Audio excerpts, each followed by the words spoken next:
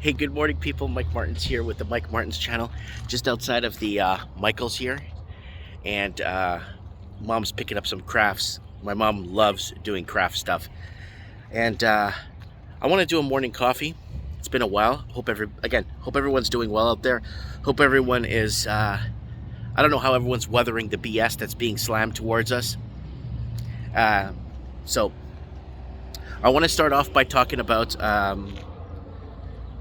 free speech platforms are getting sued. And no, it's not YouTube. They're heavily censoring everybody. I'm talking about free speech platforms like, I'm not going to mention any names. You guys know who they are. I just got off the phone with somebody that works at one of the really big ones. And, you know, I've been in contact with actually several of different platforms on what they're going through, what they're doing. I'm even in contact with one down in Australia that's based out of Australia for free speech platforms and stuff. And it's not people promoting hate. It's not people promoting violence.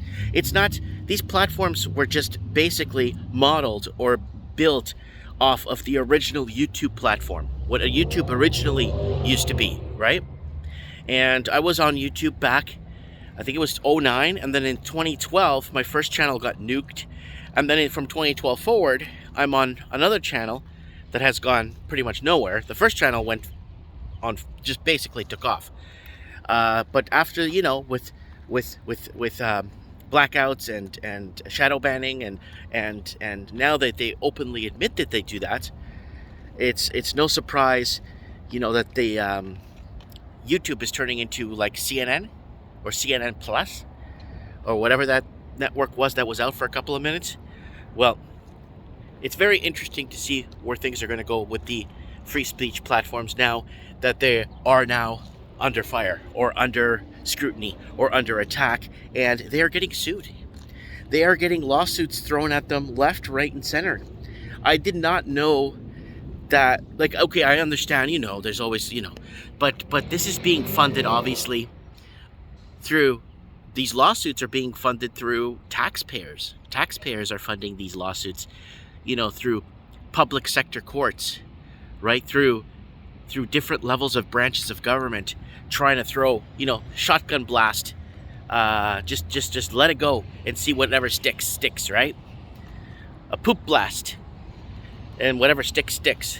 So I'm concerned, you know, we're all concerned because we've been lied to all these years, and it's getting worse, and it's becoming worse. We've basically predicted a lot of the playbook here on the channel, on the channels that I'm allowed to be on. It's always a back and forth scrimmage between platforms and getting kicked off and whatnot. And we're back on, we're on Odyssey. We just did an episode of Mike of the Night. It was amazing. Great callers, great show. And guys, if I'm misinformed about something or I'm not sure about something, just let me know in the comments. Nobody needs to get insulted. You know what I'm saying? If I'm wrong about something, or, you know, and that's why the show does so well, is because it's just some average guy talking to average people from average parts of the world, boots on the ground, all over the Commonwealth, figuring out, connecting the dots, what they're planning, because, you know, it was an attack on the Commonwealth back in early 2010 when Canada, Australia, United States of America, and the United Kingdom, and the Blue States of America were all working in basically selling out their middle classes, right? Whether it's through money laundering, shadow banking, and when I say money laundering, I'm not talking about American criminals laundering money enterprise. I'm talking about foreign investing. And basically, they even had courses back in 2008, 9, and 10 on how to create platforms of advertising for rich Chinese to bring money offshore, creating brochures in Mandarin and Cantonese, getting people, creating the fear, don't trust your government, bring your money to America, bring your money to Canada.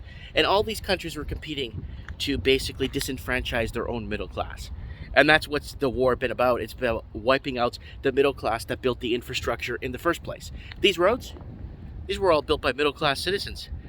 Citizens working in the middle class, blue collar, working to support a family and pay off a mortgage. You know what I'm saying? So they're losing that right now.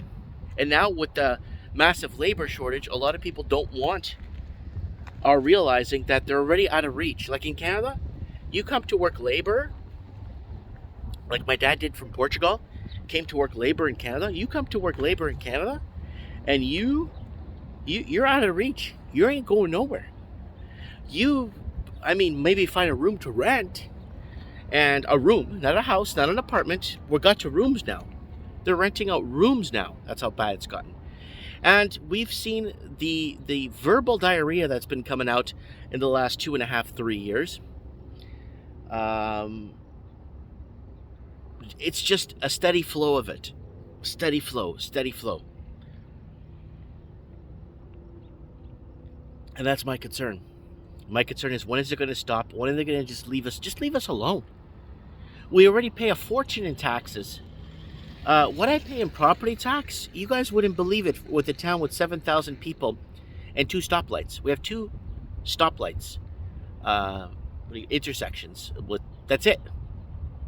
I think we have 1 4-lane road that's about a mile long that goes into the downtown area. 1 4-lane road, and everything's 2 lanes. 2 lanes into the town, 2 lanes out of the town from the other exit of the highway. We have two highway exits, and it's 2 lanes in, 2 lanes out, and 4 lanes in the main strip that's all empty.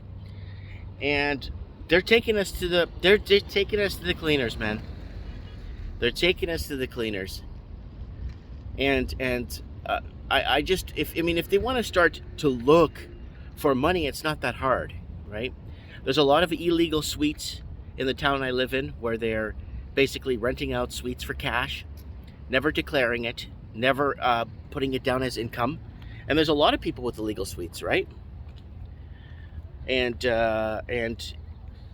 like, if they really want, they could find it. Like, they send me a notice of assessment from something from 7 years ago for $54. So there was a mistake too, and actually they owed me money now. So it's become a nightmare.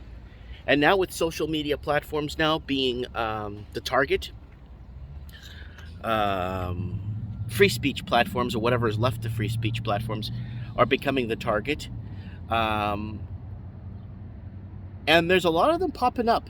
There's a lot more social media platforms where you could stream. You could a lot more than I thought. There's actually close to 800 really decent ones that are really platformed properly, that have the server space, that have the accommodation, that have everything that is basically necessary to do it right. And that's nice to see. There's about 850 platforms. There's a spreadsheet list on it. You can find it online, and you can see all the different ones and who's on them and what they're talking about, or what they're discussing, or what they're trying to relay to the masses. And the problem is with this is, after YouTube went full kook and started censoring and shadow banning and admitting to it, right? Which is, I think they had to admit to it, because so they wouldn't be on the hook from, these gargoyles that are running us now, or these gargoyles that have been selected into our governments, what they're doing to us. So I think they wanted to please the gargoyles. That's a good one, man. The gargoyles. So what's the first thing when you show up to all those older castles in Europe? What's the first thing you see at the gates? Either a lion or a gargoyle. And those mantles up on the rooftops. Gargoyles. To warn you that the place is run by kooks, or I don't know. But you know what I'm saying, right, guys? It's just levels of defense that are put up by the lunatics. And I'm trying my best, to just live at peace, be at peace with my family, which has been a blessing. Doing our garden, our project garden's doing really well. My corn's starting to grow. I hope I get it by September, October. If not, I'm looking at putting a chicken coop in the back, so enough to give us 2 dozen eggs per week, and some of the unused corn that we have in our garden we could feed our chickens with and stuff like that. So there's a lot of ways to do it. I'm afraid for the people that live in condos. And I kept making videos over the last 10 years. Get out of the grid, get out of the condos, get out of the city. Oh, but my job is here. Now, most people don't have a job anymore, right? Because of what these lunatics have done to us. So I kind of wanted to put this out there, you know.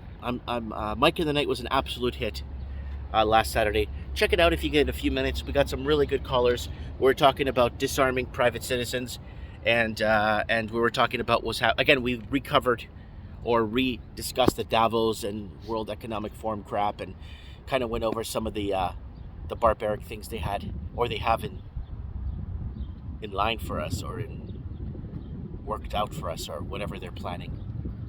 Putting cell phones in our bodies by 2030. You can't make this stuff up, folks. Anyways, guys, I hope you're having a great day. I hope you're enjoying it like I am, enjoying your coffee. And guys, I'll see you on the flip side. See you soon on the next video. And thanks for the emails, guys. I'm just bombarded in a good way with a lot of good messages from a lot of good people. I appreciate it. I appreciate the support by reaching out. That enough is support. That people care. That people understand. And I just want you guys to know you're not alone. You are not alone in this. There's a lot of people that are awake, that are fully awake and aware of the circumstances that are to come. And like I said before, to a lot of these lunatics out there, if you believe in the same God that I do, then you know as well as I do, debts are going to have to be paid. Mike Martin's here. I have spoken.